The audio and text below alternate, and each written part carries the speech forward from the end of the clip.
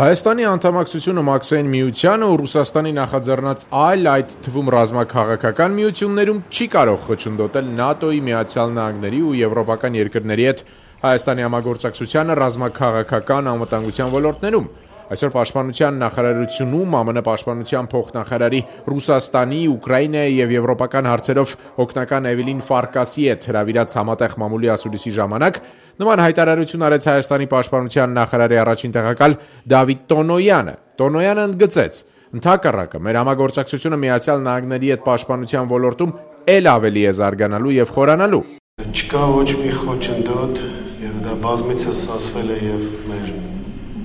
Հանրապետության նախագահի եւ Պաշտպանության նախարարի եւ արտաքին գործերի նախարարի կողմից որևիցե խոչընդոտ, որևիցե փոփոխություն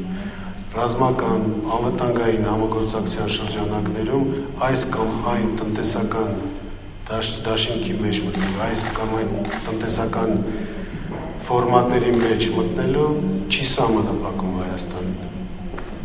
Եվ ընդհակառակը մեր համագործակցությունը պաշտպանության ոլորտում Միացյալ Նահանգների հետ ել ավելին է զարգանալու եւ խորանալու։